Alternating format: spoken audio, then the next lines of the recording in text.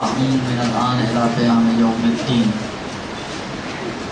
ہماری جو گفتگو تھی وہ خمس کے مسائل میں شروع ہوئی تھی، اور پچھلی مرتبہ آپ کی خدمت عرض کی آپ کی خدمت میں کہ خمس کا موضوع آغائے خوئی اور آغائے سیستانی کے اعتبار سے ہر نفع اور ہر فائدہ ہے، اور امام خمینی اور آغا خامنائی کے اعتبار سے خمس کا موضوع کمائی ہے، وہ نفع یا وہ مال کہ جسے انسان کما کر حاصل کرے، اس پر خمس واجب ہے۔ نتیجتاً امام خمینی اور آغا خامنائی کے نظریے کے مطابق کمائی کے علاوہ جتنے بھی اور درآمد کے ذریعے ہیں کہ جن سے انسان کو درآمد ہو سکتی ہے، جو کمائی نہ ہوں، وہ سب کے سب خود بخود خارج ہیں، انہیں خارج کرنے کی ضرورت نہیں ہے، استثناء کرنے کی ضرورت نہیں ہے، ایگزیمپٹ کرنے کی ضرورت نہیں ہے۔ لیکن آغائے خوئی اور آغائے سیستانی کے نظریے کے مطابق کیونکہ موضوع عمومی ہے، وسیع ہے، اور ہر طرح کا فائدہ اور نفع اس میں شامل ہے، چاہے کما کے حاصل کیا ہو چاہے بغیر کمائے حاصل کیا ہو، ان کے نظریے کے مطابق وہ چیزیں کہ جو فائدہ تو ہیں لیکن ان پر خمس نہیں ہے، ان کو استثناء کرنے کی ضرورت پڑے گی اور ان کو نکالنے کی ضرورت پڑے گی۔ لیکن میں نے عرض کیا تھا پچھلی مرتبہ کہ آپ اگر آغا خمینی کی کتاب کو دیکھیں گی، آغا خامنائی کی تو اس طریقے سے نہیں ہے، لیکن آغا خمینی کی اگر توضیح مسائل آپ دیکھیں تو اس میں انہوں نے باقاعدہ لکھا ہے چند چیزوں کو کہ جی ان چیزوں پہ خمس نہیں ہوتی، مہر پہ خمس نہیں ہوتی وغیرہ وغیرہ، جو کل پچھلی دفعہ بھی آئی تھی، جبکہ ضرورت نہیں تھی بیان کرنے کی، لیکن اسی توضیح مسائل کی روش کو برقرار رکھتے ہوئے، علماء اور فقہا کی روش کو برقرار رکھتے ہوئے انہوں نے اس مسئلے کو بیان کیا ہے۔ تو بات ہماری پچھلی مرتبہ یہیں پہ آئی تھی کہ چند اموال ایسے ہیں کہ جو نفع تو ہیں، فائدہ تو ہیں، لیکن اس کے باوجود ان پہ خمس نہیں ہے۔ مہر کا مال، اس پہ خمس نہیں ہے، یہ گزر چکا۔ طلاق خل کا عوض،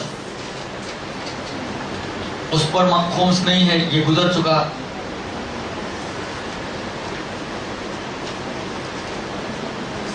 آغائے سیستانی کے اعتبار سے شاید یہ بھی گزر چکا ہے، میرا خیال ہے کہ دیت وغیرہ کے اوپر خمس نہیں ہے، دیت کے طور پہ ملنے والا مال اس پر خمس نہیں ہے، یہ صرف آغائے سیستانی کا ہے۔ آغائے خوئی نے اس کو بیان نہیں کیا، اس کا مطلب یہ ہے کہ وہ خمس والے موضوع میں شامل ہے۔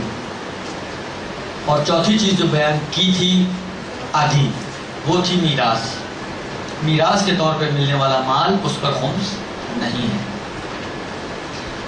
پھر اگر آپ کو یاد ہو تو تقسیم کیا تھا میراث کو، میراث یا متوقع ہے یا غیر متوقع ہے۔ وہ میراث جو غیر متوقع ہے اس پر تقریباً ان فقہا کا نظریہ یہ ہے کہ احتیاط واجب کی بنا پر اس کا خمس دیا جائے۔ وہ والی میراث جو متوقع ہو، اس کی بحث ہے کہ آیا اس پہ خمس ہے یا نہیں ہے، تو اس میں عرض کیا کہ اس پہ خمس نہیں ہے۔ یہاں تک تو بات آ چکی تھی ہماری۔ اب آج کے درس میں عرض کروں آپ کی خدمت میں کہ اسی بات کو ہم آگے بڑھائیں۔ ایک سوال، یہ تو کہا گیا کہ میراث پہ خمس نہیں ہے، تو کیا ہر حالت میں میراث پہ خمس نہیں ہے؟ یعنی یہ کہ چاہے مرنے والے نے خمس دیا ہو یا نہ دیا ہو، اگر وہ مال مجھ تک منتقل ہو گیا تو میرے اوپر خمس نہیں ہے؟ آیا ایسا ہے؟ یا کنڈیشنل ہے کہ اگر اس نے خمس دیا تھا تو میرے پہ خمس نہیں ہے، اگر اس نے خمس نہیں دیا تھا تو اس کا خمس دیا جائے گا اور پھر مجھے مال ملے گا؟ اس کی کیا صورتحال ہے؟ اس میں تھوڑا سا آغائے خوئی اور آغائے سیستانی ان کے فتووں میں بھی اختلاف ہے، اور نتیجتاً امام خمینی اور آغا خامنائی کو اس مسئلے میں آغائے خوئی کے ساتھ ہے، یعنی ان تین کا نظریہ تقریباً ایک جیسا ہے۔ آغائے خوئی، امام خمینی اور آغائے خامنائی، اور آغائے سیستانی کا تھوڑا سا مختلف۔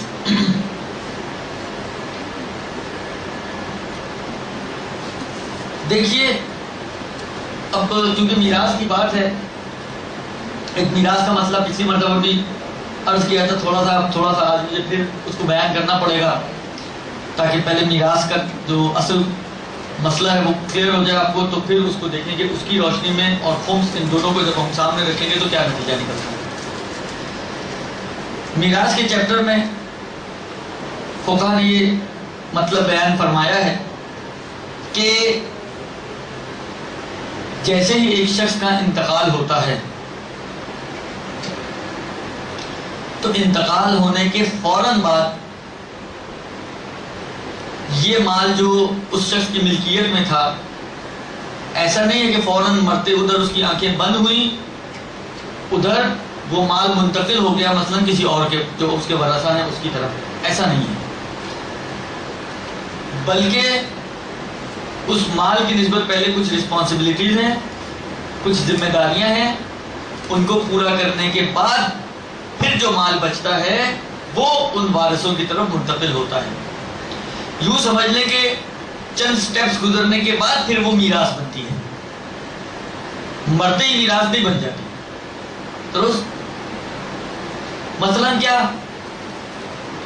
مثلا فرض کریں ایک شخص اس کا انتقال ہوا، جیسے ہی اس کی آنکھیں بند ہوئی تو جتنی بھی اس کی property, cash, liquid, naan liquid form میں اس کے پاس اثاثے ہیں، اگر تو ان میں کوئی قرضہ تھا انہی چیزوں میں، مطلب فرض کریں میں نے قرضہ لے کر کاروبار سیٹ کیا تھا اور جتنی بھی میری کاروباری انویسٹمنٹس تھیں اس میں 50% قرضہ تھا مثلا، اور 50% میرا اپنا تھا، تو جتنے بھی کاروباری ایسیٹس، جتنے بھی کاروباری سرمایہ ہے، اس کا مطلب ہے وہ سارا 50% ہو جائے گا، اور 50% تو اس میں اس شخص کا اپنا مال تھا ہی نہیں، وہ تو کسی اور کا مال تھا جو اس کے ساتھ جمع ہوا تھا۔ لہذا پہلے وہ والے قرضے کہ جو کسی چیز کے اندر ہوتے ہیں اور سمجھے چیز کی شکل میں ہوتے ہیں، وہ نکال دیے جائیں گے اس میں سے، تاکہ چیزیں پہلے پتہ چلے کہ اس کی اپنی چیزیں کتنی تھیں۔ درست؟ قرضے نکل گئے، فرض کریں ہم نے فرض جو بنایا 50%، تو جو بھی اس کے ایسیٹس اثاثے تھے ان میں سے 50% تو آپ نے مثلا یہ 50% اتنا بینک کا ہے، اتنا زید کا ہے، اتنا عمر کا ہے، اتنا بکر کا ہے، اتنا خالد کا ہے، اتنا عباس کا ہے، اتنا اس کا یہ سب آپ نے 50% الگ کر دیا۔ اب باقی جو مال بچ گیا وہ 50% مال بچ گیا۔ درست؟ تو اس 50% مال میں سے سب سے پہلے اس کے کفن اور دفن کے جو اخراجات ہیں وہ نکالے جائیں گے، سوائے چند صورتوں کے، مثلا اگر شوہردار بیوی ہے، عورت ہے اور اس کا شوہر زندہ ہے تو اس کے دفن و کفن کا خرچہ شوہر کی ذمہ داری ہے۔ تو نارمل حالات میں یعنی اس کنڈیشن کو چھوڑ کر باقی حالات میں تقریباً فرض کریں اگر اس نے کوئی وصیت بھی خاص طور پہ نہیں کی تو جتنا بھی اس کے کفن اور دفن کا خرچہ ہے جو اس کی حیثیت کے مطابق ہے وہ اس کے اسی اثاثے میں سے جو 50% بچ گیا ہے اس میں سے نکالا جائے گا۔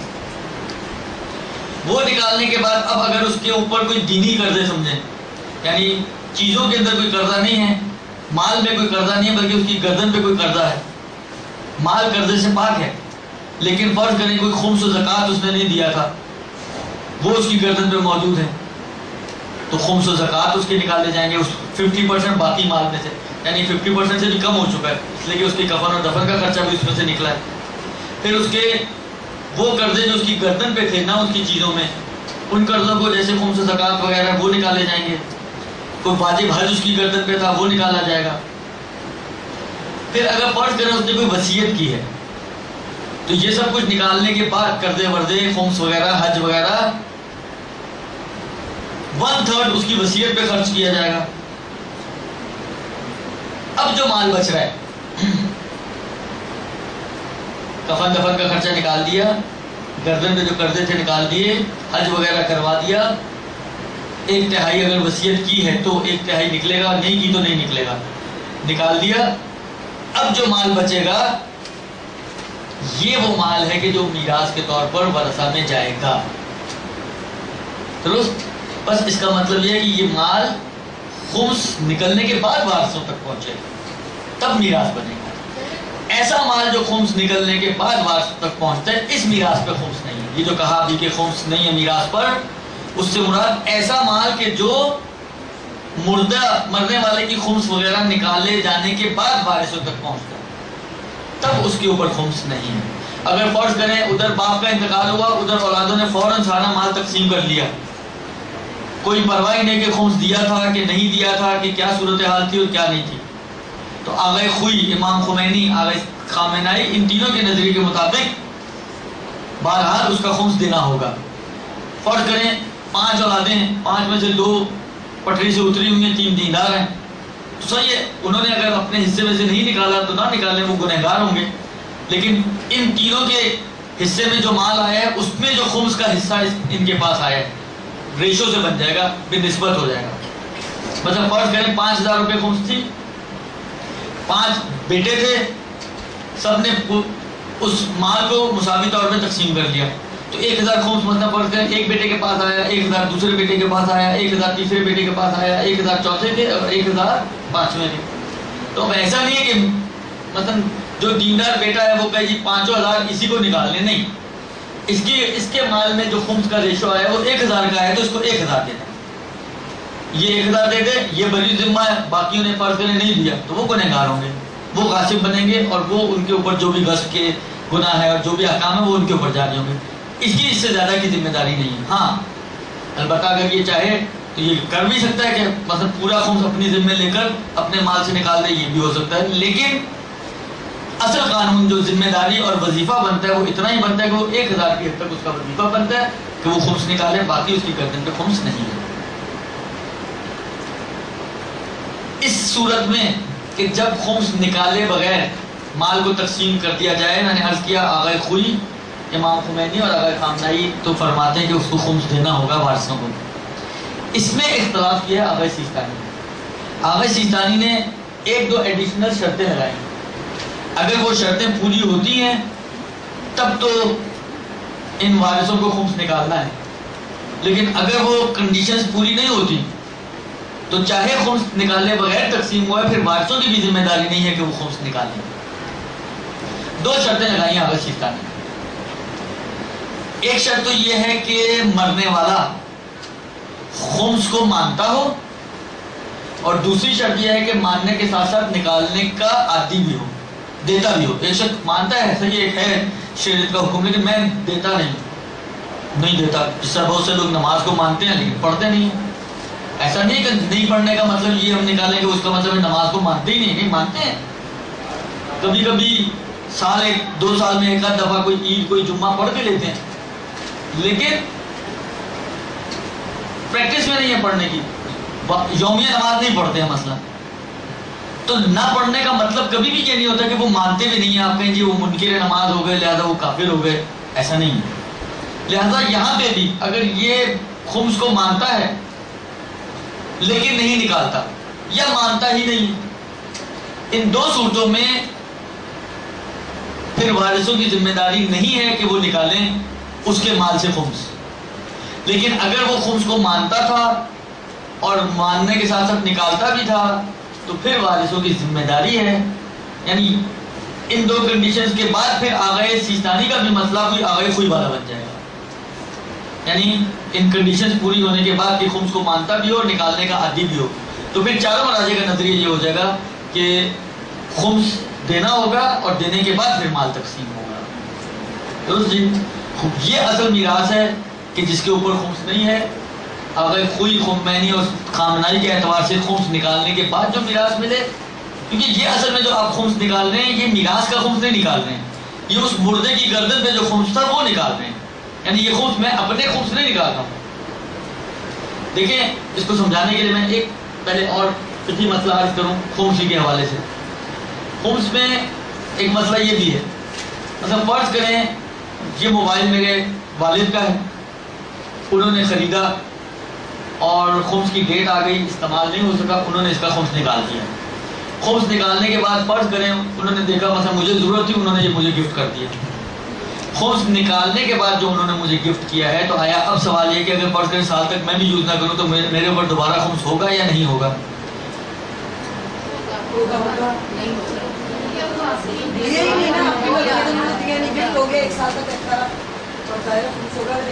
تو خمس نکال کے دیا تھا نا انہوں نے. نہیں، خمس پھر سے سنیں، جوش میں ہوش نہیں ہوتا اور جذبات سے مسائل حل نہیں ہوتے. پہلے ٹھنڈے دل سے غور کریں اور سنیں. یہ ایک موبائل میرے والد کا تھا، انہوں نے خریدا، ڈیٹ آنے تک یوز نہیں کیا، خمس ان پہ واجب ہو گیا، انہوں نے خمس دے دیا اور خمس دینے کے بعد انہوں نے پھر اس موبائل کو مجھے گفٹ کر دیا، اور 1 سال تک میرے پاس بھی بغیر استعمال کے پڑا رہا. تو مجھ پر خمس واجب ہے یا واجب نہیں ہے؟ ہاں، اگر سیستانی کے نظریے کا قانون یہ ہوتا ہے کہ جب بھی ملکیت چینج ہوتی ہے تو میٹر زیرو ہو جاتا ہے آپ کا. درست؟ میٹر زیرو ہونے کا مطلب یہ ہے کہ یہ اب آپ کی ملکیت کا حساب شروع ہو گیا اس پہ. تو آپ کی ملکیت کے اندر یہ 1 سال تک رہا اور استعمال نہیں کیا تو خمس تو دینا پڑے گا آپ کو، لہٰذا اس پہ خمس دینا پڑے گا. اصل قانون یہ ہوتا ہے. درست؟ یہ میں نے اس لیے سمجھایا کہ کسی کے ذہن میں ممکن ہے یہ سوال ابھرے کہ جناب جب آپ کہہ رہے ہیں کہ میراث پہ خمس نہیں ہوتی تو پھر یہ تو آپ نے خمس بنا دی میراث کے اوپر، تو خمس ہو گئی. اس مسئلے سے اس کو سمجھیں. اب آپ وہ جو خمس دیا ہے وہ باپ کا خمس دیا ہے اس نے، مرنے والے کا. اب جب یہ میرے پاس منتقل ہوئے تو آج سے یہ میری ملکیت میں آئے. آج سے جب یہ میری ملکیت میں آئے، اب 1 سال اگر یہ پڑا رہے تو خمس ہوگا یا نہیں ہوگا؟ اگر یہ میراث تھی تو خمس نہیں ہوگا. میراث کی اب بات کر رہا ہوں میں. درست؟ نہیں سمجھ میں آئی؟ دیکھیں، یہ جو میں نے عرض کیا کہ یہ جو میں نے کیا فقہ نے بیان فرمایا کہ جی میراث پر خمس نہیں ہے. جس طریقے سے ابھی ہم نے مسئلہ پڑھا تو اس پہ تو خمس ہو گئی میراث پر، یعنی مرنے کے بعد جو بھی مال اس نے چھوڑا پہلے اس کا خمس نکالنا ہے اور پھر وہ تقسیم ہو گئے تو بس خمس تو آ گئی اس مال پر. یہ اصل میں میراث کی خمس نہیں ہے، یہ اس کے قرضے سے جو آپ نے اتارے ہیں. درست؟ یہ اس کے ڈیوز سے جو آپ نے پورے کیے، اس کے ڈیوز پورے کرنے کے بعد اب یہ مال اس وارثوں تک منتقل ہو رہا ہے. اگر یہ گفٹ کے طور پہ منتقل ہوتا، دیکھیں اس کو اگر آپ یوں سمجھیں، دیکھیں ایک شے زید کی، ٹھیک ہے، زید فرض کریں باپ کا نام ہے.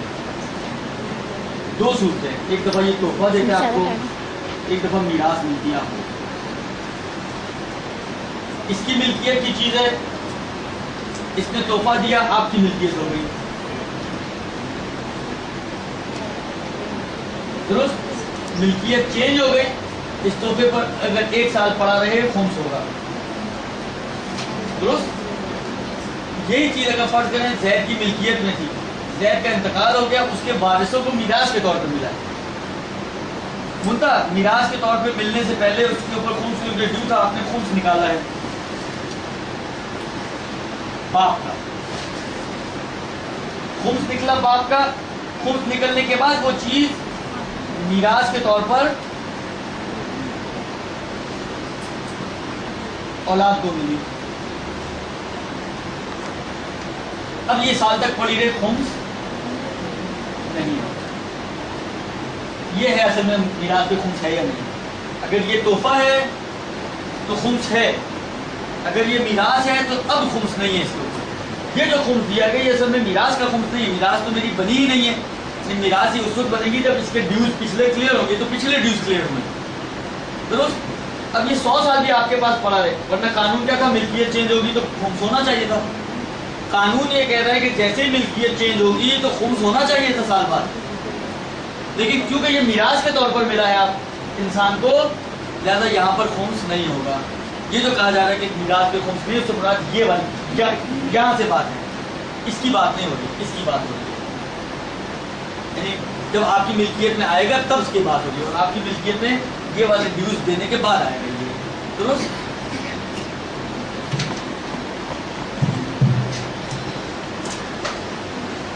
بس میراث پہ خمس نہیں، یعنی اس کنڈیشن میں کہ جب وہ آپ کے پاس آ چکی ہے اور پچھلے ڈیوز نکل چکے ہیں، اب وہ آپ کی ملکیت بن رہا ہے. اب جب آپ کی ملکیت بنا ہے تو اب اس کے اوپر خمس، اب وہ یہاں سے خمس ایکسنٹڈ ہو جائے گا. چاہے ملکیت چینج ہونے کی وجہ سے اس کا میٹر 0 ہو جاتا تھا، لیکن یہاں پر 0 نہیں ہوگا. اس کے اوپر فرض کریں چاہے اس نے خود دیا ہو چاہے آپ نے اس کا خمس دیا ہو، ایک ٹیگ لگ گیا خمس پیڈ کا، تو یہ ٹیگ سمجھے اس کا چلتا رہے گا یہاں تک کہ یہ 100 سال بھی اگر مال آپ کے پاس پڑا رہے تو اس پہ خمس نہیں ہے.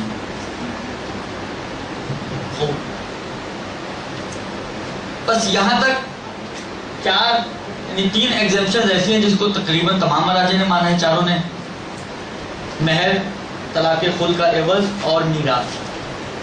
دیت والا مسئلہ جو ہے صرف آغا سیستانی نے بیان فرمایا، باقی تینوں مراجع کی عبارتوں میں مجھے نہیں ملا۔ بس یہ آغا سیستانی کے حساب سے 4 اور باقی 3 مراجع کے حساب سے 3 ایگزمپشنز ہو گئیں کہ جن کے اوپر خمس نہیں ہے۔ ایک اور سمجھیں ایگزمپشن ہی اس کو چلیں، اس کو ہم ایگزمپشنز کے اندر ڈال دیں کہ جس کو سب مراجع نے مانا ہے، اور وہ ایگزمپشن یہ ہے کہ جو بھی کمائی یا نفع آپ کو حاصل ہوا ہے اس میں سے سال بھر کے اخراجات کم ہوں گے، وہ بھی یعنی سال بھر کے اخراجات اس میں سے ایگزمپٹڈ ہیں، یعنی وہ پیسہ کہ جو آپ اپنے سال بھر کے اخراجات میں خرچ کریں گی، مطلب اس کے لیے شرط یہ کہ وہ خرچ ہونا چاہیے۔ بچانا اگر بچ گیا تو اس کا مطلب ہے خرچ نہیں ہوا، کہ اس کی تفصیل انشاءاللہ بعد میں آئے گی۔ شرط اس کے اندر یہ ہے کہ وہ پیسہ خرچ ہونا چاہیے۔ اگر وہ سال بھر کے اخراجات میں آپ نے خرچ کر دیا تو یہ جو خرچ ہوئے ہیں پیسے آپ کے، مثلا فرض کریں آپ نے سال میں 10 لاکھ کمائے، 10 لاکھ میں سے 5 لاکھ خرچ کر دیے، یہ جو 5 لاکھ آپ نے خرچ کیے ہیں وہ لوگ کمائے آپ نے 10 لاکھ تھے، تو یہ 5 لاکھ بھی ایگزمپٹڈ ہیں، درست؟ اس کے اوپر بھی خمس نہیں ہوگا۔ جی کیا فرمایا؟ یہ جو اخراجات ہیں، ایک تو خود یہ کہ اخراجات 2 طرح کی ہیں۔ عربی زبان میں اخراجات کو معونہ بولتے ہیں، معونہ، میم واو، واو کے اوپر لگاتے ہیں ایک حمزہ اور نون اور ہے، معونہ، معونہ یعنی اخراجات۔ یہ میں نے اس لیے بتایا کہ بعض اوقات میرے منہ سے یہ لفظ نکل آتا ہے تاکہ آپ اس وقت پریشان نہ ہو کہ یہ کون سی نئی کہانی آ گئی۔ معونہ یعنی اخراجات۔ عرض خدمت یہ ہے کہ معونات اور اخراجات 2 طرح کے ہیں۔ ایک اخراجات وہ ہوتے ہیں کہ جو انسان نفع کمانے کے لیے کرتا ہے، مطلب فرض کریں میں بزنس مین آدمی ہوں، بزنس کرنے کے لیے آپ کو مثلا فرض کریں ایک شاپ کی ضرورت ہے، تو آپ نے اس کو کرائے پر لیا ہے، ایک آفس لیا کرائے پر، تو اس کا کرایہ اخراجات کا حصہ آپ کا۔ اچھا وہاں پر آپ کو ایک چپڑاسی کی ضرورت ہے، ایک پیون کو بٹھانا آپ نے، اس کی تنخواہ اخراجات کا حصہ ہے۔ وہاں پر آپ کو مثلا فرض کریں سٹاف کی ضرورت ہے، 4 5 6 8 10 12 جیسا آپ کا کام، جیسی آپ کی ضرورت، اور جو بھی آپ سٹاف رکھیں گی ان کی تنخواہیں اخراجات کا حصہ ہے۔ مہمان آتے ہیں، ان کی آؤ بھگت کی جاتی ہے، کوئی چائے، کوئی پانی، کوئی لسی، کوئی کچھ، خوب یہ جتنا بھی اخراجات جو ہوتے ہیں یہ سارے کام کیوں کرتا ہے انسان؟ خوب یہ جو مہمان وہاں پر آتے ہیں کوئی اس کا رشتہ لینے تو نہیں آ رہے ہیں، یہ مہمان جو آتے ہیں نارملی اس کے کاروباری مہمان ہیں، کوئی میٹنگ ہے، کوئی مطلب فرض کریں کوئی چیزیں دیکھنے آیا ہے، کوئی ان کی مطلب بکلیٹس دیکھے گا کہ آپ کیا بیچ رہے ہیں، کیا نہیں بیچ رہے ہیں، کیا کر رہے ہیں، کیا نہیں کر رہے ہیں، کوئی چیز سمجھ میں آئے گا، کوئی آرڈر دے گا کوئی، تو یہ اس کے کاروباری مہمان ہیں، تو یہ سارے خرچے کرتا ہے ان کو گھیرنے کے لیے، اچھی سروسز دیتا ہے، یہ جو سروسز انسان دیتا ہے یہ سارے اسی لیے کہ گاہک بھاگ نہ جائے اس کے پاس سے۔ خوب یہ جتنے بھی اخراجات کرتا ہے جو نفع کمانے کے لیے کرتا ہے، سارے کے سارے اس کے اخراجات کا حصہ ہے۔ ان کو کہتے ہیں کمائی والے اخراجات، یوں سمجھتے ہیں کمائی کے اخراجات، یہ نفع کمانے کے لیے جو اخراجات کرتے ہیں۔ ایک اس کے مقابل میں دوسری قسم اخراجات کی وہ ہے کہ جو انسان اپنا گھر چلانے کے لیے کرتا ہے، جو اس کے گھریلو اخراجات ہوتے ہیں، ذاتی اخراجات، پرسنل ایکسپینسز ہوتے ہیں اس کے۔ مثلا فرض کریں اگر شادی شدہ ہے، بیوی بچے ہیں اس کے، تو ان کا کھانا پینا، رہنا سہنا، اور جو گھر میں دوسرے 10,000 طرح کے اخراجات ہوتے ہیں، کہیں آنا ہے، کہیں جانا ہے، کوئی مہمانی ہے، کوئی مر گیا، کوئی جی گیا، جتنے بھی اخراجات ہوتے ہیں، کوئی بچوں کی شادیاں کرنی ہیں، کوئی گھومنے پھرنے جانا ہے، اپنی شان و حیثیت کے حساب سے بھی یہ شرطیں ابھی آ رہی ہیں۔ خلاصہ یہ کہ ذاتی اخراجات پلس کاروباری اخراجات، یہ 2 طرح کے اخراجات ہیں، اور یہ دونوں اس کو مائنس کرنے کا حق ہے، یعنی جو بھی نفع اس نے کمایا ہے اس نفع میں سے اپنے ذاتی اخراجات سال بھر کے اور اپنے کاروباری اخراجات سال بھر کے، ان دونوں کو مائنس کرنے کے بعد جو بچے گا تو وہ اس کا نیٹ پروفٹ ہوگا. آپ میں سے جن بچوں نے یہ پڑھی ہیں اکاؤنٹس وغیرہ ٹائپ کی چیزیں، تو ایک ہوتا ہے گراس پروفٹ اور ایک ہوتا ہے نیٹ پروفٹ. گراس پروفٹ کیا ہوتا ہے؟ مائنس ہونے سے پہلے. فرض کریں آپ نے ایک چیز بیچی ہے، مثلا ایک شپمنٹ ہوئی ہے آپ کی 15 لاکھ روپے کی، یہ 15 لاکھ تو سارا آپ کا پروفٹ تو نہیں ہے اس کے اندر. تو ابھی جب تک آپ مائنس نہیں کرتی ہیں ایکسپینسز تو جو بھی پروفٹ ہے وہ کہلاتا ہے گراس پروفٹ. لیکن جب آپ حساب کتاب کرنے بیٹھی بھائی اس 15 لاکھ جو میں نے کمائی کی ہے، اس کمائی میں سے میرا اپنا مثلا فرض کریں سرمایہ کتنا تھا، چیز کتنے کی آپ نے دی ہے، پلس کتنے اس کے اوپر ایکسپینسز آئے ہیں وغیرہ وغیرہ وغیرہ، اس کو آپ نے جب اس پہاڑ کو کھودنا شروع کیا تو نیچے سے نکلے 10,000 روپے آپ کا پروفٹ. یہ آپ کا نیٹ پروفٹ ہے. درست اسی طرح پورے سال کے اندر یہ سلسلہ چلتا رہتا ہے. تو ایک یہ جو نیٹ پروفٹ ہے یہ خمس کے متعلق خمس ہوتا ہے، کراس پروفٹ متعلق خمس نہیں ہوتا. خمس جس کے اوپر تعلق پیدا کرتی ہے اور جس چیز کا جس مال کا خمس دینا ہوتا ہے وہ آپ کا نیٹ پروفٹ ہے. لہذا اس نیٹ پروفٹ تک پہنچنے کے لیے آپ اپنے پرسنل ایکسپینسز پلس اپنے بزنس ایکسپینسز یہ سارے مائنس کرنے کے بعد آپ جو بچے گا تو وہ آپ کا نیٹ پروفٹ ہے. اس کا آپ کو 5واں حصہ خمس کے طور پر وَإِنَّ لِلَّهِ خُمُسَهُ اللہ اور اللہ کے رسول کو اور اس کی آل تک پہنچانا پڑے گا. یہ جو ایکسپینسز ہیں چاہے کاروباری ایکسپینسز ہوں چاہے آپ کے ذاتی ایکسپینسز ہوں، ان کی کچھ شرائط ہیں. پہلی شرط یہ ہے کہ یہ ایکسپینسز آپ کی حیثیت کے مطابق ہونے چاہیے. چادر سے زیادہ پیر نہ پھیلائیں. شریعت انہی خرچوں کو آپ کا جینون خرچہ سمجھتا ہے کہ جو آپ نے اپنی حیثیت کے مطابق کیا ہے. اچھا، اس کے باوجود کہ شریعت بہت سی چیزوں کو مانتی نہیں ہے، مثلا یہ طبقات اور یہ حیثیات، جی یہ اپر کلاس کا ہے اور یہ لوور کلاس کا ہے، یہ مڈل کلاس کا ہے، یہ اپر لوور کا ہے، یہ جتنے بھی ہمارے معاشرتی اور معاشرے کے اعتبار سے جو طبقے بنتے ہیں، اگرچہ شریعت ان کو قبول تو نہیں کرتی، لہذا ان کے اوپر ایک خط بطلان کھینچ دیا گیا اور یہ کہہ دیا گیا کہ ان اکرمکم عند اللہ اتقاکم. تو ایک موچی اگر انتہائی باتقوا انسان ہے تو وہ زیادہ خدا کی بارگاہ میں صاحب کرم و عزت ہے اس سیٹھ کی نسبت جو بالکل ہی بے دین ہے اور جس کا دین و ایمان ہی کچھ نہیں ہے، جس کا دین و ایمان اس کا مال ہے. مثلا خود دونوں کو اگر آپ معاشرے کے اندر پیش کریں تو معاشرہ بالکل الٹا ہے. معاشرے کے لیے جو عزت و مقام و مرتبہ ہے وہ اس مالدار کا ہے، اور یہ موچی اصل اس کو انسان بھی نہیں سمجھتا. انسان سمجھنا بھی بڑا مشکل ہے اس معاشرے کے لیے. لہٰذا اگر فرض کریں کسی کی بیٹی کے لیے کسی کی موچی کا رشتہ آ جائے تو ہم تو چاہے جتنا بڑا دیندار ابو ذر کیوں نہ ہو وہ اپنے زمانے کا، لیکن اگر موچی ہے تو ہم کہیں گے نہیں ہم تو شادی نہیں کرتے. جبکہ ختم مرتبہ صلی اللہ علیہ وآلہ وسلم کی روایت ہی ہے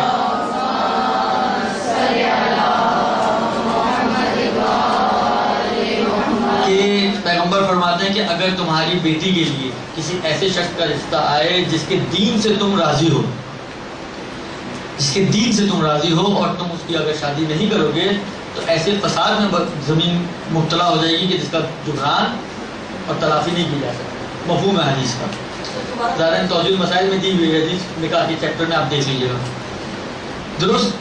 تو کہنے کا مقصد یہ ہے کہ اصل چیز دین ہے، نہ جمال ہے نہ مال ہے.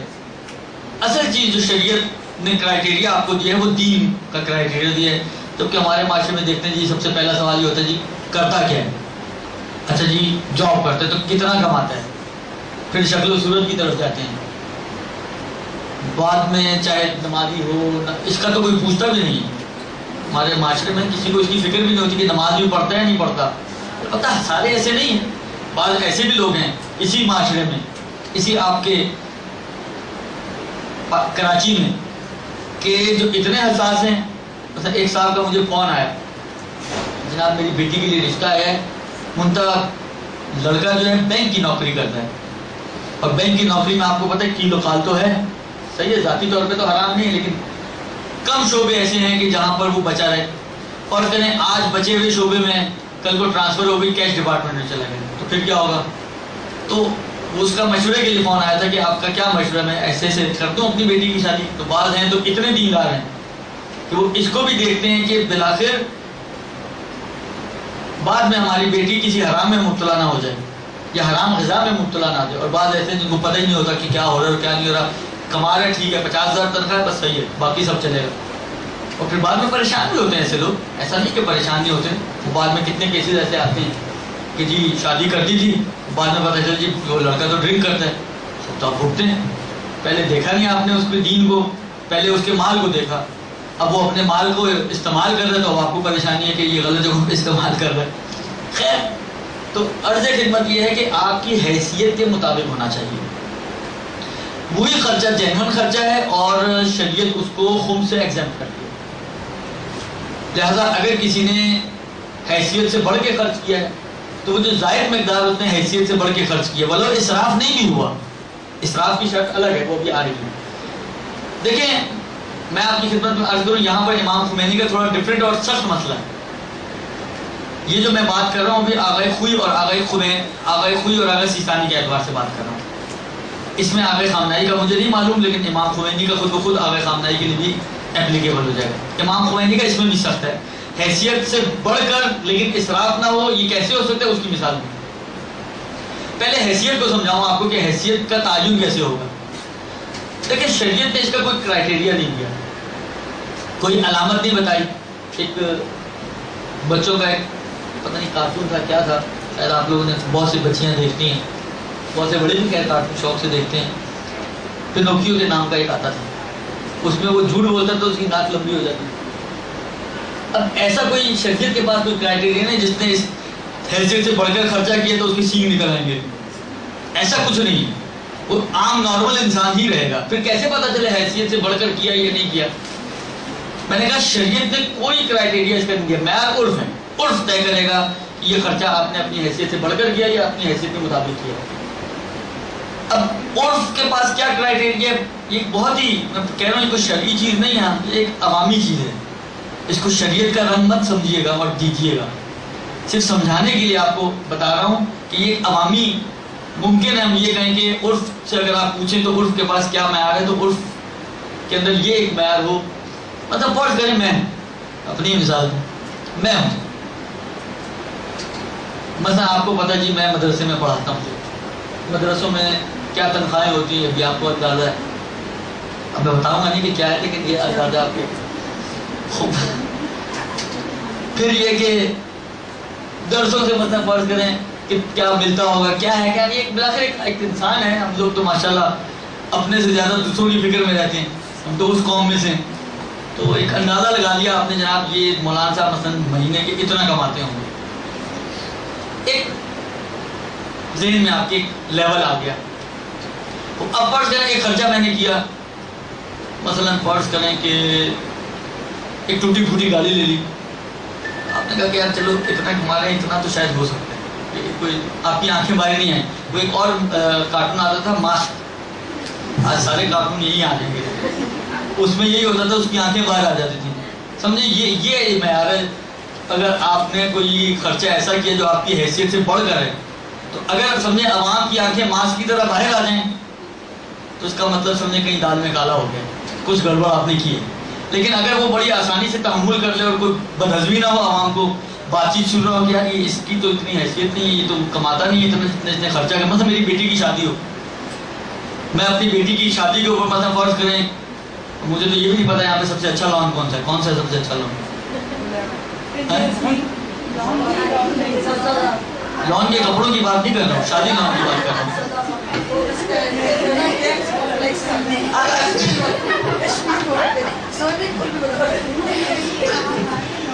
جو بھی ہے ایکس وائی زی سب سے اچھے لون میں کر رہا ہوں، شادی لون میں کر رہا ہوں. اور سب سے مثلا فرض کریں مینیو بھی ہو تو مثلا اعلیٰ قسم کا، تو خود ساری عوام قوم پورا کراچی جو ہے وہ شور مچانا شروع کر دے گا یہ مول صاحب نے اتنا پیسہ کہاں سے لایا.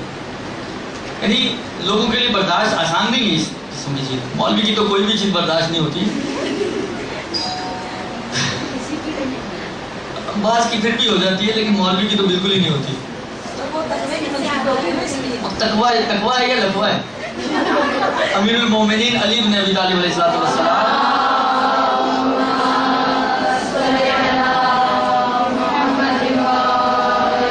بڑی پیاری کلام ہے میرے مولا کا، واقعاً بہترین چیز ہے، امام الکلام ہے.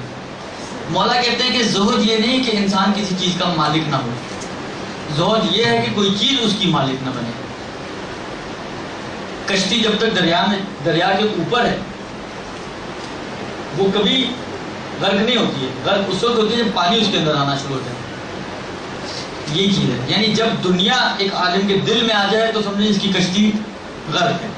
لیکن اگر وہ اس دنیا میں رہتے ہوئے اس کشتی کی طرح ہے کہ جس کا جو اس پانی کے اوپر تو ہے، پانی اس کے اندر نہیں ہے، کبھی بھی اس کی کشتی غرق نہیں ہوگی. لہذا زہد اس کا نام نہیں ہے. 5ویں امام، 6ٹھے امام، بعض اوقات 7ویں امام، ان کے واقعات میں آپ دیکھیں شاہانہ لباس پہن کے گھوم رہے تھے. کسی نے اعتراض کیا ان پر، جس طرح بھی انہوں نے فرمایا. کسی نے ان پہ بھی اعتراض کیا کہ مولا یہ تو آپ کو زیب نہیں دیتا کہ آپ اتنا شاہانہ اور بہترین لباس پہن کے آپ گھوم پھر رہے ہیں. تو مولا نے کہا کہ یہ میں آپ ہی لوگوں کے لیے پہنا رہا ہوں. اندر سے کھول کے دکھایا یہ اندر جو لباس ہے یہ میرا لباس ہے. لیکن خود فَأَمَّا بِنِعْمَتِ رَبِّكَ فَحَدِّثْ، خدا کی نعمتوں کا تذکرہ کرو، کفران نعمت تو نہ کرو. ان چیزوں سے دل نہ لگاؤ. پیسہ اگر ہے تو میں دین بھی بیچ دوں، میں اپنا ایمان بھی بیچ دوں، میں ہر طرح کا پلس مائنس کرنے کے لیے تیار ہو جاؤں، ہر طرح کا اوپر نیچے کرنے کے لیے تیار ہو جاؤں. جس طرح لوگ کہتے ہیں کہ جی پیسے دے دو مولوی سے فتویٰ لے لو. اگر یہ ہے تو یہ نقصان دہ اور یہ مضر ہے اس کے لیے. ہم اگر فرض کریں ایک عالم ہے مگر کیا عالم انسان نہیں ہے؟ زہد یہ نہیں ہے کہ آپ کے پاس کچھ نہ ہو. زہد یہ ہے کہ کوئی چیز آپ کی مالک نہ بنے. کسی چیز کی وجہ مثلا فرض کریں میرے پاس گاڑی ہے، کل کو خدا لے لینا بات لے خدا کی چیز خدا نے دی لے لی. اگر میں اس گاڑی کے ساتھ میں بھی بیٹھ جاؤں، گاڑی تو گئی میں بھی گیا، تو اس کا مطلب یہ کہ اصل چیز میری نظر میں وہ گاڑی تھی، یعنی اصل اہمیت اس گاڑی کی تھی میرے دل میں. لہٰذا یہ چیزیں نہیں ہونی چاہیے. خلاصہ یہ کہ اگر عوام آپ کے اس خرچے کو ہضم نہ کر پائے تو سمجھیں یہ میں نے کہا نہیں بہت عوامی ہے، بہت ممکن ہے بعض جگہ پر آپ کا حیثیت کے مطابق بھی ہو مگر کسی اور وجہ سے یہ عوام جو ہے آپ کو ہضم نہ کر پائے، یہ بھی ہو سکتا ہے. لیکن نارملی یہ ہوتا ہے کہ اگر آپ نے حیثیت مثلا فرض کریں اگر آپ نے اپنی بیٹی کی شادی کی اپنی حیثیت کے مطابق ہے تو عام طور پہ لوگ آپ پہ انگلیاں نہیں اٹھائیں گے. لیکن جب آپ اپنی چادر سے باہر قدم رکھیں گے تو عام طور پر جو ہے انسان کو پھر باتوں کا نشانہ بننا پڑتا ہے. بس اگر خرچہ آپ کی حیثیت کے مطابق ہے، اس میں امام خمینی فرماتے ہیں کہ دیکھیں بعض اوقات کیا ہوتا ہے، مثلا میں نے اپنی مثال دے رہا تھا، فرض کریں عرف میرے لیے یہ جائز سمجھتا ہے کہ میرے پاس کوئی وسیلہ مثلا گاڑی وغیرہ ٹائپ کی چیز ہو مثلا. اچھا اگر میں مہران خرید لوں تب بھی عرف اس کو تحمل کر لے گا. اگر میں فرض کریں مہران کی بجائے آلٹو خرید لوں تب بھی تحمل کر لے گا. ہاں اگر فرض کریں میرے پاس سٹی ہو تو یہ عرف کی ہضم نہیں ہوگی، بدہضمی ہوگی کہ یہ مول صاحب کے پاس سٹی کہاں سے ہے. درست ہو. لیکن مہران آلٹو کی حد تک عرف اس کو تحمل کر سکتا ہے. تو امام خمینی کہتے ہیں کہ جو خمس سے ایگزیمپٹڈ ہے وہ مہران کی حد تک ایگزیمپٹڈ ہے. دونوں میری حیثیت میں، یعنی حیثیت سے ایسی بڑھ کر نہیں ہے کہ اسراف کی حد تک پہنچ جائیں، لیکن جو حیثیت کا منیمم لیول ہے امام خمینی کہتے ہیں کہ وہ ایگزیمپٹڈ ہے. لہذا فرض کریں اگر میں نے مہران کی بجائے آلٹو لے لی، اب مجھے نہیں معلوم اس وقت قیمتیں کیا چلیں، فرض کریں 4 لاکھ کی مہران آ رہی تھی، میں نے 5 لاکھ کی آلٹو لے لی تو 1 لاکھ کا خمس مجھے دینا پڑے گا اگر میں امام خمینی کی تکلیف میں ہوں تو. درست یہ امام خمینی کا ہے. لیکن آغا سیستانی نہیں، اگر میں نے 5 لاکھ کی لے لی اور وہ میری حیثیت کے مطابق ہے تو وہ پورے کا پورا خمس سے ایگزیمپٹ ہو جائے گا اور مجھے اس پہ خمس نہیں دینا ہوگا. سر وہ 5 لاکھ اگر ایک دم کاروبار میں آ گئے وہ 1 سال کی بچت تو نہیں؟ 1 ہی سال کی بچت کی بات کر رہا ہوں. فرض کریں کوئی اچھا اشرا مل گیا، ایک دم پیسے اندر آ گئے، ہاں ایک دم اسی سال خرچ کر دیا نا میں نے اپنی خرچ. وہی کہہ رہا ہوں کہ خرچہ حیثیت کے مطابق ہو تو معاف ہے، لیکن جو خرچہ آپ نے حیثیت سے بڑھ کے کیا ہے تو اس ایکسیس اماؤنٹ کا خمس دینا ہوگا، ایکسیس اماؤنٹ کا. یہ ایک. دوسری شرط یہ ہے کہ اسراف نہ کیا ہو آپ نے. اگر آپ نے اسراف سے کام لیا ہے تو پھر اس صورت میں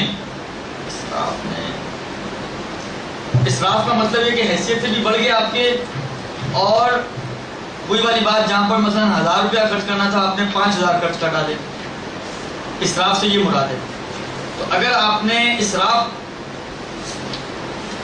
کیا ہے، اسراف کی صورت میں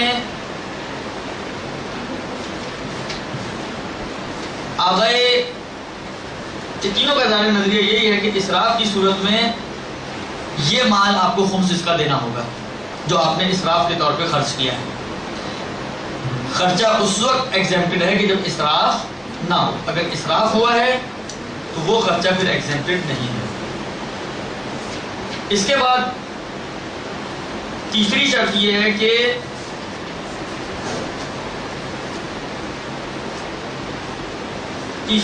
ہے کہ آپ نے حرام میں خرچ نہ کیا ہو۔ اگر آپ نے کوئی خرچہ ایسا ہے کہ جسے حرام میں خرچ کیا ہے تو پھر اس کا بھی خمس دینا ہوگا۔ مثلا فرض کریں جس طرح آپ نے گانوں کی کیسٹ لے لی، سی ڈی لے لی، کوئی فلم کی ایسی سی ڈی لے لی کہ جو حرام فلم ہو، کوئی میگزین ایسا لے لیا جو حرام ہو۔ خلاصہ اگر حرام خرچہ کیا ہے آپ نے تو وہ حرام اماؤنٹ جو حرام چیز میں خرچ ہوئی ہے اس کا بھی خمس دینا ہوگا۔ یہ خرچہ بھی آپ کا شریعت کی نگاہ میں خرچہ نہیں ہے۔ بس نتیجتاً ان تین شرطوں کے ساتھ، چاہے کاروباری خرچے ہوں چاہے ذاتی خرچے ہوں، اگر وہ آپ کی حیثیت کے مطابق ہے، اسراف نہیں ہے، حرام میں خرچ نہیں ہوا، تو وہ ایکسپینسز آپ کے معاف ہیں۔ لیکن اگر وہ اس کے علاوہ ہے تو اس میں پھر خمس آئے گا۔ بعض صورتوں میں صرف ایکسیس اماؤنٹ کی، بعض صورتوں میں پوری اماؤنٹ کی۔ ایک اور شرط ایکسپینسز کے لیے یہ ہے کہ ان ایکسپینسز میں وہ خرچ ہونا چاہیے۔ اگر آپ نے ایکسپینسز کے لیے الگ کیا ہے تو پھر وہ ایگزیمپٹڈ نہیں ہے خمس سے، چاہے کرنا تھا اپنے خرچ۔ مطلب فرض کریں میں نے اپنے پورے سال کی اسسمنٹ کی کہ پورے سال میں میرا کتنا خرچہ ہوتا ہے، ذاتی خرچہ مثلا میں نے دیکھا جناب پورے سال میں میرا مثلا سے 3 لاکھ روپے خرچ ہوتا ہے، میں نے 3 لاکھ اٹھا کے الگ کر دیجیے میرے سالانہ خرچہ ہے۔ تو یہ الگ کرنے کی وجہ سے اس پہ اب آپ کہیں گے اب اس پہ خمس واجب نہیں، ایسا نہیں۔ اس پورے سال میں 3 لاکھ میں سے جو خرچ ہو گیا وہ معاف ان شرائط کے ساتھ، لیکن جو بچ جائے گا اس کا خمس دینا ہوگا۔ آپ کہیں گے یہ تو میرے سال کا خرچہ ہے، تو میں نے اپنی ہنرمندی سے یا میری بیوی نے اپنی ہنرمندی سے بچایا ہے۔ ایسی ہنرمندیاں ویسے بیویاں ہی کرتی ہیں، درست؟ جی ہاں بالکل صحیح فرما رہی ہیں آپ۔ ایک خاتون یہی کہیں درس میں آتی تھی، انہوں نے ایک دفعہ مجھ سے مسئلہ پوچھا کہ میرے پاس 10 لاکھ روپے اس پہ خمس ہوگا۔ میں نے کہا آیا کہاں سے؟ پہلے یہ ہوتا وہ اس لیے میں نے پوچھا تھا آیا کہاں سے۔ پھر آپ نے دیکھا مطلب تحفے پہ خمس نہیں ہے، میراث پہ خمس نہیں ہے، تو یہ دیکھنے کے لیے کہ آیا خمس اس کے اوپر اپلیکیبل ہے یا نہیں ہے۔ کہتے ہیں شوہر کی جیب کاٹی ہے، تو اتنی جیبیں بھی کٹتی ہیں کہ 10 لاکھ تک پہنچ جائے، تو گھر تو اسی طرح بنتے ہیں۔ خوب اب یہ تو ہمیں نہیں پتا کہ وہ حلال کماتا تھا یا حرام کماتا تھا، ہم کیوں سمجھے کہ وہ حرام کماتا تھا؟ کیوں نہ اس نے ذہن رکھے کہ حلال ہی کماتا ہوگا، تو خدا جو حرام کی راہیں نکال سکتے حلال کی بھی تو راہیں نکال سکتے۔ جی ہاں حرام نہیں، حرام کی بات اور ہے، وہ بات کا مسئلہ ہے۔ خلاصہ یہ کہ وہ مال آپ کا بالفعل یعنی خرچ ہونا چاہیے، جو خرچ ہو گیا آپ کے اخراجات میں وہ خمس سے معاف ہے، جو بچ گیا وہ خمس سے معاف نہیں ہے، درست؟ بس یہ ہو گئی آپ کی آغائے خمینی خوئی خامنائی کے حساب سے چوتھی اور آغائے سیستانی کے حساب سے 5ویں ایگزیمشن کہ اخراجات ان شرائط کے ساتھ جو ابھی آپ کی خدمت میں نے عرض کیے، یہ تمام اخراجات جو ہیں یہ بھی ایگزیمپٹ ہیں اور اس کے اوپر خمس واجب نہیں ہے۔ استعمال کا معیار کہ یہ انشاءاللہ اس دفعہ تو نہیں، میرا خیال ہے اگلی دفعہ آئے گا۔ اس دفعہ ابھی ایک اور مسئلہ جو بھی بیان کرنا ہے وہ یہ کہ یہ بات آئی اسی اخراجات کے اندر کہ سال بھر کے خرچے آپ نکال سکتے ہو۔ سال کا کرائٹیریا کیا ہے؟ سال کب سے شروع ہوگا، کب ختم ہوگا؟ سال کی ابتدا آیا ضروری ہے کہ ہم کوئی ڈیٹ فکس کریں نہیں کریں؟ تاریخ کے حوالے سے ایک دو چیزیں اس میں اختلاف ہے. ایک نظریہ امام خمینی اور آغا خامنائی کا ہے، ایک نظریہ آغا خوئی کا ہے، اور ایک نظریہ آغا سیستانی کا. یعنی گویا اس چیپٹر میں اس مسئلے میں 3 نظریات ہیں الگ الگ. البتہ جو تیسرا نظریہ ہے وہ اتنا الگ نہیں ہے. تیسرا نظریہ انہی دو کو مرج کر کے بنایا گیا ہے، یعنی انہی دو سے اخذ شدہ ہے. تو اصل نظریے 2 ہیں، ایک وہ جس کی طرف آغا خوئی گئے ہیں، ایک وہ جس کی طرف امام خمینی اور آغا خامنائی گئی ہیں. ایک نظریہ ہے درمیانی نظریہ جس کو آغا سیستانی نے اپنا قبول کیا ہے، جس میں سے تھوڑا سا آغا خوئی سے لیا ہے اور تھوڑا سا آغا خمینی سے لیا انہوں نے، اور ایک تیسرے نظریے کو وجود دے دیا. آغا خوئی کیا کہتے ہیں؟ آغا خوئی کا نظریہ ایک اعتبار سے بہت اچھا ہے، بچت پیکیج ہے درست، لیکن دوسرے اعتبار سے انتہائی مشکل کے سر درد سے بھرا ہوا. یعنی اگر کسی کو ویسے کوئی ٹینشن نہ ہو اور وہ آغا خوئی کے اس مسئلے پر عمل کرنا شروع کر دے تو بہت جلد ٹینشن کا مریض ہو جائے گا. وہ ایسا نظریہ ہے. نظریہ کیا ہے؟ نظریہ یہ ہے کہ آغا خوئی یہ فرماتے ہیں کہ ہر نفع کا الگ الگ ساتھ، ہر نفع کا الگ الگ ساتھ. جو نفع جس وقت آپ کے ہاتھ میں ہے اس وقت سے لے کر 365 دن. مثلا فرض کریں میں کماتا ہوں، کاروباری ہوں، میں نے ایک چیز آج بیچی تو جو اس کا پروفٹ آیا ہے اس پروفٹ آج مثلا فرض کریں 28-29 مئی کو جو چیز میں نے بیچی ہے اور جو پروفٹ ملا ہے تو اگلے سال کے 29 مئی تک میرے پاس فرصت ہے اس پروفٹ کی کہ اس کا سال اگلے سال 29 مئی پہ پورا ہو جائے گا. ایک چیز میں نے 30 مئی کو بیچی ہے تو جو پروفٹ آیا ہے تو اس سے اگلے سال 30 مئی کو ختم ہوگا. ایک چیز میں نے 31 مئی کو بیچی ہے تو اس سے سال 31 مئی کو. تو یہ بس میں یہی حساب کرتا رہوں گا کہ کون سی چیز کب آئی، کب گئی، کب سال پورا ہوا. اچھا پھر اس میں آپ یہ بھی نہیں کر سکتے آغا خوئی کے نظریے میں کہ جو آپ کے ایکسپینسز ہوئے ہیں وہ اگلے پروفٹ سے نکالیں. تو یہ بھی آپ کو دھیان رکھنا پڑے گا کہ جو پچھلا پروفٹ ہے، جو خرچہ میں نے کیا وہ اتنا ہی ہو، جو پچھلا پروفٹ تھا اس سے زیادہ خرچہ ہوا ہے تو اس کو اگلے میں سے نہیں لے سکتی. ایک سردرد ہے آغا خوئی کے نظریے میں. ممتاز فائدہ اس کا سب سے بڑا یہ کہ بچت کافی ہو سکتی ہے اس میں، کیونکہ اگر آپ لمسم ایک ڈیٹ پر لگا دیں تو جو چیز آپ کو 2 دن پہلے ملی ہے آپ نے ڈیٹ پر تو خمس دے دیا تو 2 دن بعد ہی خمس دے دیا. آغا خوئی کہتے ہیں آپ اس کو بھی 265 دن میں سے 2 دن کم کر دیں تو 263 دن ابھی اور رکھ سکتے تھے اپنے پاس. ہو سکتا ہے ان 263 دنوں میں 363 دنوں میں 265 دن ہوتا ہے 363 دنوں میں 363 دنوں میں یہ خرچ ہو جائے آپ کی چیز تو کوئی خمس ہی نہ ہو آپ کے پاس اوپر. تو بچت کا امکان تھا لیکن آپ نے اپنی جیب سے دے دیا. تو یہ آغا خوئی کے نظریے میں ہے کہ اگر آپ اس کو فالو کرنا شروع کر دیں تو اگر آپ کا عقل باقی رہ گئی اور آپ پاگل نہ ہوئی تو یہ بچت ہو جائے گی آپ کی. لیکن اگر کوئی شخص بچت نہیں کرنا چاہتا، اس سردرد سے بچنا چاہتا ہے، کہتا ہے بچت جان ہے تو جہان ہے. بعض لوگ یہ کہتے ہیں نا جان ہے تو جہان ہے، لہٰذا وہ کہے کہ جی پیسے زیادہ چلے جائیں کوئی مسئلہ نہیں ہے، امام ہی کی جیب میں جانا. بعض لوگوں کا بڑا اچھا نظریہ ہوتا ہے، یہ اچھی چیز ہے.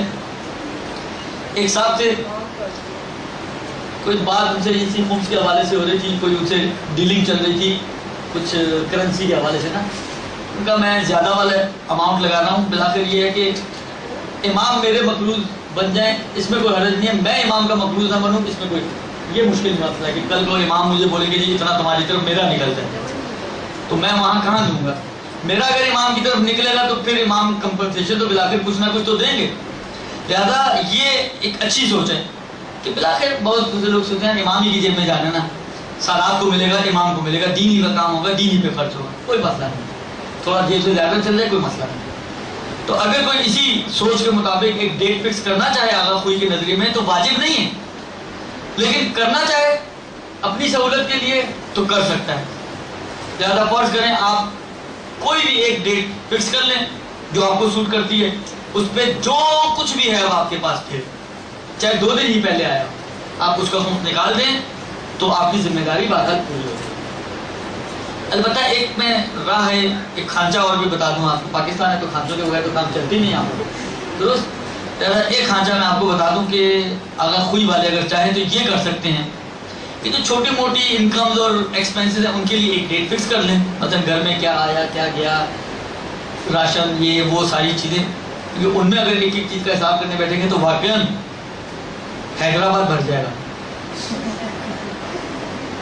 اس لیے وہ چھوٹی موٹی چیزوں کا حساب ایک طرف کر لیں, لیکن جو موٹی موٹی بڑی بڑی چیزیں جن کو یاد رکھنا آسان ہے, مثلا فرض کریں کوئی آپ کا بڑا پرائز بانڈ نکل آیا, اب یہ آپ کو یاد ہے کہ مثلا یہ فرض کریں کس تاریخ کو نکلا, اس کا حساب آپ الگ کرنا چاہیں تو یہ بھی کر سکتے ہیں کہ کچھ چیزوں کے لیے آپ ڈیٹ فکس کر لیں, اور کچھ جو موٹی موٹی اور بڑی بڑی چیزیں ہیں یا بڑی بڑی اماؤنٹس ہیں ان کو آپ ہر سال کے حساب سے کیلکولیٹ کریں, اس کے اپنے سال کے حساب سے کیلکولیٹ کریں.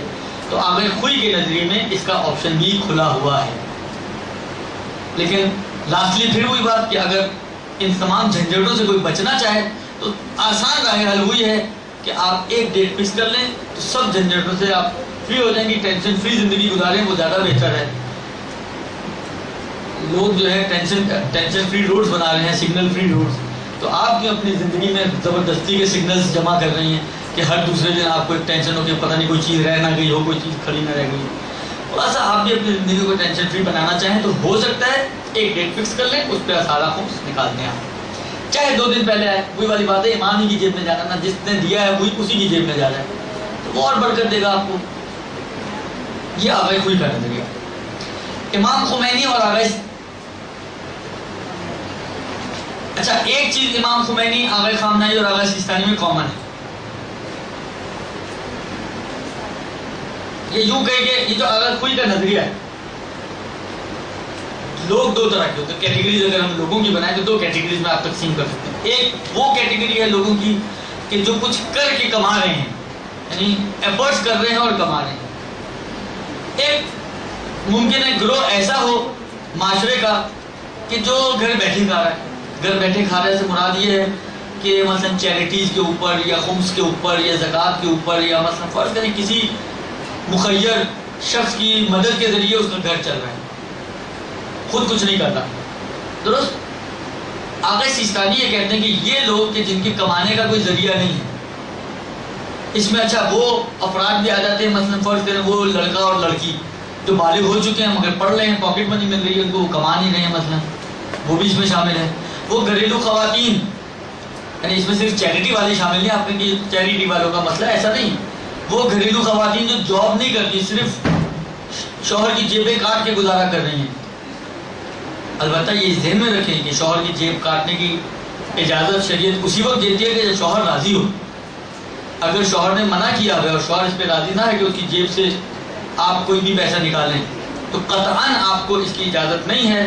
اور اگر کوئی نکالتی ہے تو یہ چوری, یہ بھی چوری ہے. آپ کہیں گے یہ تو میرا اپنا ہی شوہر ہے, ہوگا آپ کا اپنا ہی شوہر, البتہ ہو سکتا ہے کہ آپ کے ہی خیال میں بھی آپ کا اپنا ہو سکتا ہے, 2-4 اور کا بھی ہو ساتھ ساتھ, یہ بھی ہو سکتا ہے. آج کے زمانے میں یہ سب کچھ پاسبل ہے, آپ اس لیے زیادہ خوش فہم مت رہیے گا, یہ آج کے معاشرے میں بہت کچھ ہو رہا ہے.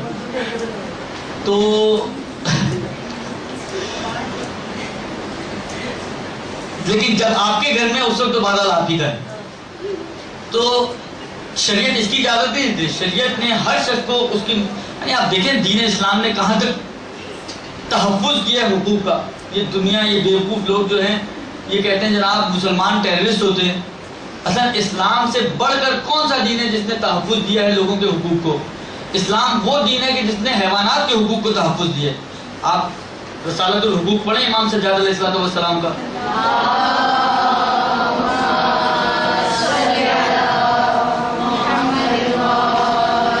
اس میں آپ دیکھیں امام نے حیوانات تک کے حقوق کو بیان کیا ہے. کون سا دین ایسا ہے کہ جو حتیٰ جو اس وقت آسمانی ادیان بھی ہیں جو اس وقت ہیں, ان میں سے کون سا دین اس وقت ایسا ہے کہ جو ان تمام حقوق کو اس طریقے سے تحفظ دیتا ہو؟ کون سا دین ہے کہ جو بچے کے مال کو اتنا تحفظ دیتا ہے کہ حتیٰ ماں باپ کو حق حاصل نہیں ہے کہ وہ بچے کے مال کو خرچ کریں, الا یہ کہ بچے کے اوپر خرچ کریں یا بچے کی مصلحت کی وجہ سے خرچ کریں. اسلام کا ترہ امتیاز ہے کہ جو اتنا, لہذا یہ کیسے ہو سکتا ہے کہ جو اسلام بچے کے مال کا تو تحفظ کرے لیکن ایک بالغ عاقل باشعور انسان کا جس کا جرم صرف یہ ہے کہ وہ کسی کا شوہر ہے, اس کے مال کا کوئی تحفظ نہ ہو, بیوی اس کا مال لوٹ کے لے جائے, یا برعکس یہ برعکس بھی ہوتا ہے بعض اوقات. بعض ایسے بھی شوہر ہوتے ہیں جو گھر میں بچوں کو سنبھالتے ہیں, بیویاں کماتی ہیں. یہ بھی ہو رہا ہے اس معاشرے میں. تو وہ بیوی کا مال پانی کی طرح پیتے ہیں, یہ بھی ان کو بھی حق حاصل نہیں. جس حد تک جو میاں کا اور جو بیوی کا اپنا ذاتی مال ہے اس میں اس کو پورا اختیار حاصل ہے. وہ جس کو استعمال کی اجازت دینا چاہے وہ دے سکتی ہے, جس کو استعمال سے روکنا چاہے وہ روک سکتی ہے, چاہے وہ اس کا اپنا شوہر ہی کیوں نہ ہو. شریعت یہ کہتی ہے, یہ دینی مسئلہ ہے, شریعت کا مسئلہ ہے. لہذا نارملی یہ میوچل انڈرسٹینڈنگ ہوتی ہے کہ شوہر کو پتہ ہے کہ آج جو جیب کاٹ رہی ہے کل کو اسی گھر پہ خرچ ہونا ہے. مثلا مہینے کے آخر میں شوہر کی جیب ہو جاتی ہے خالی, تو پھر ایسے بھی یہ پٹاخیاں کھلتی ہیں جو بیویوں نے جمع کی ہوئی ہوتی ہیں. تو اس لیے کیونکہ کہنا اگر شوہر راضی ہے تو یہ ہو سکتا ہے, اگر فرض کریں وہ راضی نہیں ہے تو یہ کام نہیں ہو سکتا. کہاں سے بات ہوئی سر وہ شوہر کے مطلب کوئی حق نہیں نا بیوی کے مال پہ, چاہے وہ بیوی کو بھی حق نہیں شوہر کے ہاں چاہے وہ جہیز پہ لے کے آئی چاہے وہ کما رہی ہو. بھلے شرعی طور ہاں ایسی خواتین جو گھریلو خواتین ہیں اور کماتی نہیں ہیں, ان کا بھی آغا سیستانی کے حساب سے یہی مسئلہ ہے. گھریلو خواتین وہ بچے اور بچیاں جو کما نہیں رہے ہیں, پڑھ رہے ہیں, پاکٹ منی پہ گزارا کر رہے ہیں. تو میں نے مذاق میں کہا تھا کہ وہ بیویاں جو شوہر کی جیب کاٹ کے گزارا کریں, مراد یہ ہے کہ جو شوہر کے مثلا شوہر کے خرچے پہ زندگی گزار رہی ہیں, ہاں اس پہ ڈپینڈنٹ ہیں. یا مثلا فرض کریں کہ چیریٹی والے لوگ, ان سب کے لیے آغا سیستانی کا آغا خوئی والا مسئلہ ہے. لہذا وہ سارے آپشن جو آغا خوئی کے اندر میں نے 2 یا 3 آپشن بیان کیے, چاہے ہر چیز کو الگ الگ کیلکولیٹ کرے, چاہے سب کے لیے ایک ڈیٹ فکس کر لے, چاہے کچھ چیزوں کے لیے ایک ڈیٹ فکس کر لے, کچھ چیزوں کو الگ الگ کیلکولیٹ کرے. یہ تینوں آپشن آغا خوئی والے آغا سیستانی کے لیے بھی اس گروہ کے لیے کھلے ہیں کہ جو گروہ کمانے سے جن کا تعلق نہیں ہے. درست؟ کون سی والی بات؟ شوہروں کی جیب کاٹنے والی.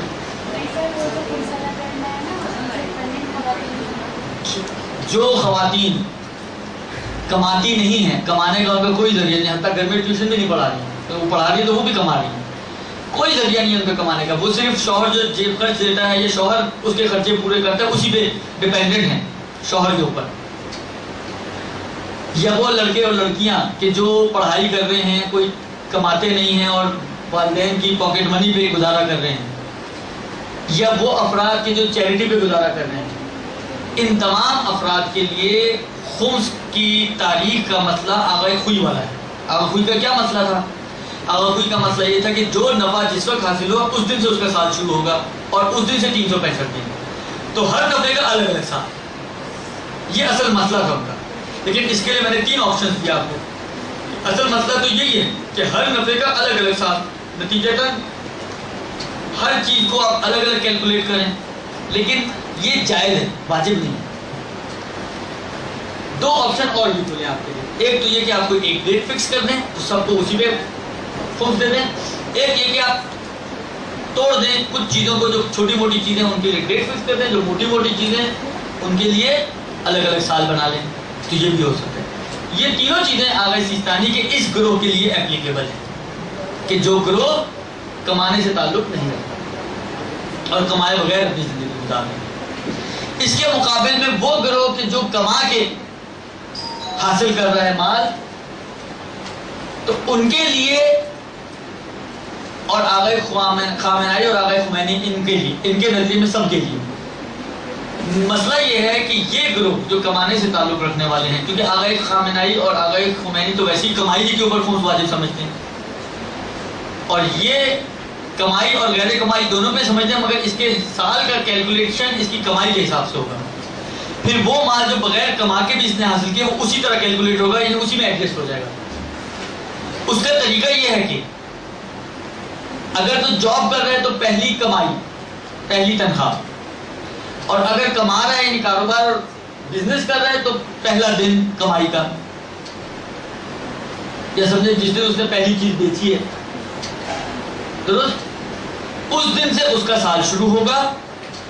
اور اس دن سے جب 365 دن پورے ہو جائیں گے تو 365واں دن اس کا آخری دن ہوگا, اور اس دن اس کو کیلکولیٹ کر کے خمس نکالنی ہوگی. درست. جس دن مثلا فرض کریں میں جاب کرتا ہوں، 1 جنوری سے میں نے جاب شروع کی، تو پہلی تنخواہ مجھے مثلا فرض کریں 1 فروری کو ملی ہے، تو 1 فروری سے میرا سال سٹارٹ ہو جائے گا، اور اگلے سال جب اس 1 فروری پہ 365 دن گزریں گے تو جو 365واں دن ہوگا وہ آخری دن ہوگا میرے اس خمسی سال کا درست؟ لہذا جو فرض کریں صبح 10 بجے مجھے پے ملی ہے تو 365ویں دن صبح 10 بجے میرا حساب کلوز ہو جائے گا، سال کلوز ہو جائے گا، درست؟ تو مجھے اس 365ویں دن کے صبح 10 بجے سے پہلے اپنے خمس کی کیلکولیشن کر کے وہ خمس اب کیا کرنا ہے وہ بعد میں آئے گا، مسئلہ اس خمس کو کیلکولیشن کرنے کے بعد اس خمس کا کیا کرنا ہے وہ بعد میں آئے گا۔ سر اگر 1 فروری کو پہلی تنخواہ ملی ہے تو نیکسٹ ایئر کی 31 جان کو 365 ڈیز پورے ہو جائیں گے، تو 31 جان کو مجھے نکالنا ہے، 31 جین کو 10 بجے آپ کا سال ختم ہو جائے گا، خمسی سال۔ سر اس کے لیے قمری سال مقرر کرنا کوئی بھی سال آپ مقرر کر سکتی ہیں، کوئی فرق نہیں پڑتا، قمری ہو، شمسی ہو، میلادی ہو، ایرانی ہو، افغانستانی ہو، کوئی بھی سال کر سکتی ہیں، مشکل نہیں ہے، درست؟ بس کمانے والے لوگوں کے لیے اسی طرح مثلا ہم نے مثال بنائی جاب والے کے لیے، مطلب فرض کریں میں بزنس مین آدمی ہوں، 1 جنوری کو میں نے اپنا بزنس سٹارٹ کیا، 1 جنوری کو میں نے ایک چیز بیچی، بلا کے کچھ نہ کچھ تو پروفٹ اس میں آیا مجھے، تو 1 جنوری سے میرا سٹارٹ ہو گیا سال۔ اب 31 دسمبر میرا آخری دن ہوگا، لہٰذا جس وقت میں نے پروڈکٹ بیچی اور میرے ہاتھ میں پیسے آئے ہیں اسی ٹائم پر 31 دسمبر پہ میرا سال کلوز ہو جائے گا اور مجھے اس پر خمس دینی ہوگی، درست؟ اچھا، امام خمینی اور آغا خامنہئی میں تو کمائی کی مجھے کیلکولیشن کرنی ہے، لہٰذا آسان طریقہ یہ ہے کہ آپ 2 کالمز بنا لیں، ایک میں لکھ دیں انکم، ایک میں لکھ دیں ایکسپینسز۔ جو انکم آپ کو آ رہی ہے وہ لکھتے جائیں ایک کالم میں، جو ایکسپینسز آپ کے ہو رہے ہیں وہ ایک کالم میں لکھتے ہیں۔ سال کا جب اینڈ ہو اس انکم میں سے اس ایکسپینسز کو مائنس کر دیں تو جو بچ گیا آپ کا، اب اس انکم کے اندر آپ ہر طرح کی انکم آغا خامنہئی اور آغا خمینی کے حساب سے کما کے حاصل ہونے والی، جس طریقے سے بھی آپ نے کمایا، بعض اوقات ہو سکتے ہیں ممکن آپ کے 3 بزنس ہوں تو سب کی انکم ایک طرف آپ جمع کر سکتی ہیں۔ ایکسپینسز میں بھی آپ ہر طرح کے ایکسپینسز، کمانے والے بھی اور پرسنل بھی، سب کو ایک کالم میں لکھتی رہیں، آج یہ خرچ کیا، آج یہ خرچ کیا، آج یہ خرچ کیا، جیسے بہت سارے لوگ کرتے ہیں یہ کام اپنے۔ سال کا اینڈ آئے دونوں کو کیلکولیٹ کر لیں، پلس مائنس کر لیں، اگر فرض کریں انکم آپ کی 10 لاکھ، ایکسپینسز آپ کے 8 لاکھ، 2 لاکھ آپ کی بچت ہے، 2 لاکھ کا مفت آپ کو دیں گے۔ البتہ اس بات کو ذہن میں رکھیں کہ جب آپ کیلکولیشن کر رہے ہیں تو پروفٹ کیلکولیٹ کرنا ہے آپ کو، سرمایہ کو الگ مسئلہ اس کا، درست؟ اسی طریقے سے آغا سیستانی والے بھی اپنی تمام، جس طرح انکم میں نے کہا کہ جو بھی کمائی کے ذریعے سب کو ایک طرف رکھ سکتا ہے، آغا سیستانی میں ہر طرح کے ایکسپینسز انکم ہے۔ آغا سیستانی کے اندر مثلا فرض کریں کوئی گفٹ آ گیا، وہ بھی آپ کی انکم ہے، وہ بھی اس میں ڈال دیں گے آپ، کوئی لاٹری نکل آئی وہ بھی ڈال دیں گے، کوئی آپ کو مثلا فرض کریں پرائز بانڈ نکل آیا وہ بھی ڈال دیں گے آپ، جو بھی انکم کا ذریعہ ہے جس سے بھی آپ کو نفع حاصل ہو رہا ہے وہ سارے آپ اپنے انکم کالم میں ڈالیں گی آغا سیستانی کے اعتبار سے۔ اور اس کے اگینسٹ مثلا فرض کریں جس طرح ہوتا ہے گھروں میں، مثلا فرض کریں آپ نے انکم کالم بنایا، مثلا کوئی آپ کی سالگرہ کا موقع تھا، مثلا آپ کو گفٹ آ گیا، کسی نے آپ کو سوٹ دے دیا، کسی نے آپ کو ریسٹ واچ دے دی، کسی نے آپ کو مثلا فرض کریں کوئی وال کلاک دے دیا، یہ سب آپ نے لکھ لیا۔ اس میں اتفاق ایسا ہوا کہ مثلا اسی سال کے دوران کسی کی شادی ہوئی، آپ نے اس میں سے مثلا فرض کریں وال کلاک اٹھا کے آپ نے گفٹ کر دیا، تو وہ انکم میں بھی آ گیا، ادھر ایکسپینسز میں بھی آ جائے گا، تو وال کلاک آپ کا خود بخود مائنس ہو جائے گا۔ اسی طریقے سے باقی ساری چیزیں اسی طرح آپ کا چلتا رہے گا، یعنی آغا سیستانی کے حساب سے انکم کا کالم واسٹ ہے، صرف کمائی نہیں، کمائی کے علاوہ بھی جو آپ کو انکم حاصل ہو رہی ہیں وہ سب بھی اسی کالم میں آئیں گی، اور اسی طریقے سے کیلکولیشن اسی طریقے سے ہوگی جیسے ہی سال، مطلب 2 دن پہلے کوئی آپ کو گفٹ آیا ہے، 2 دن پہلے آپ کے کوئی پرائز بانڈ نکل گیا، تو اگر آپ کمانے والے ہیں تو آغا سیستانی کے نظریے کے مطابق اس کو آپ الگ نہیں کر سکتے۔ امام خمینی اور آغا خامنہئی میں تو ویسے ہی نہیں کر سکتے، کمانے والا ہو یا بغیر کمانے والا ہو، لیکن آغا سیستانی میں جو تفصیل تھی تو وہ کمانے اور غیر کمانے والے کی تھی۔ اگر آپ کمانے والے ہیں تو آپ کو یہ حق نہیں ہے کہ 2 لاکھ آپ اس کو میں الگ سے کیلکولیٹ کروں، نہیں، یہ آپ کو 2 دن بعد کیا 2 گھنٹے بعد بھی اگر آپ نے مطلب فرض کریں 10 بجے آپ کا ٹائم ختم ہونا تھا، 9 بجے کوئی گفٹ آپ کو دے گا 1 لاکھ روپیہ، یہ 1 لاکھ روپیہ 1 گھنٹے بعد اس کا خمس واجب ہو جائے گا، یا تو کر لیں 1 لاکھ 1 گھنٹے میں اس کو جائز خرچوں میں، اور اگر نہیں کر سکے تو اس کا خمس بھی آپ کو دینا پڑے گا تینوں مراجع کے نظریے کے مطابق، جی ہاں وہ ایک مسئلہ ہے، وہ انشاءاللہ بعد میں آئے گا، تو اب انہوں نے کہا تو ابھی بتا دوں 1 منٹ کے اندر اندر، اور وہ یہ کہ کوئی بھی ایسا خرچہ جو آپ صرف اس وجہ سے کر رہے ہیں کہ خمس بچ جائے تو اس پہ خمس دینا پڑے گا، خرچہ بھی ہو گیا خمس دینا پڑے گا، کیونکہ خمس سے فرار کی خاطر اگر کوئی شخص خرچہ کرتا ہے یا چیز کو استعمال کرتا ہے، یہ گھروں میں بہت ہوتا ہے، مطلب فرض کریں آپ کو کوئی مسلح ملا تھا، اب 2 دن آپ کی خمس میں رہ گئے، یہ اکثر سنا ہے یہ جملہ میں نے کہ 2 دن رہ گئے خمس ہونے میں، اس پہ خمس واجب ہو جائے گا، اس کو 1 دفعہ استعمال کر لو، یہ 1 دفعہ جو آپ خمس سے بچنے کے لیے استعمال کرنی ہے یہ استعمال شمار نہیں ہوگا، اور 2 دن بعد اس کا خمس دینا پڑے گا، لہٰذا یہ استعمال کاؤنٹ نہیں ہوگا۔ بس آج کی گفتگو میں جو میراث کا مسئلہ پلس وہ اخراجات کا مسئلہ اور پلس یہ تاریخ کا مسئلہ، اس کے اوپر انشاءاللہ آپ غور فرمائیے گا اور دیکھیے گا، سوچیے گا ان چیزوں کے اوپر اور مسائل پر۔ یہ جو مسئلہ ہے یہ انشاءاللہ آخر میں جب خمس کی بحث کے آخر میں پہنچیں گے تو اس وقت آئے گا، یہ مسائل آئیں گے انشاءاللہ۔ کوئی اور آج سے ریلیٹڈ کوئی مسئلہ ہے آپ کا جو پوچھنا چاہیں تو آج کی بات سے یا پچھلے درس سے ریلیٹڈ ہو تو آپ پوچھ لیں، ایکسٹرا چیز نہ پوچھیں۔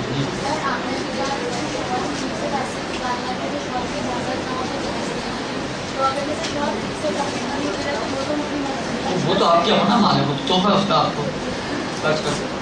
ہر طرح کا تحفہ ملتا ہے ان سب کے پاس، کبھی کوئی تحفہ ملتا ہے جس کی بہت زیادہ حیثیت نہیں ہوتی، کوئی چھوٹی سی۔ دیکھیں اگر اس کی مالیت ہے، اگر اس کی مالیت ہے، مالیت یعنی اس کی ویلیو، اور آپ اس کو بیچنا چاہیں تو اس کا کچھ نہ کچھ تو ملے گا نا، روپے 2 روپے 5 روپے 10 روپے 20 روپے 100 روپے 50 روپے جو مل رہا ہے وہ اس کی ویلیو ہے، اسی کی انشاءاللہ یہ مسئلہ بعد میں آئے گا کہ ویلیویٹ کیسے کیا جائے گا چیز کو، یہ مسئلہ بعد میں، جہیز کا مسئلہ انشاءاللہ بعد میں آئے گا۔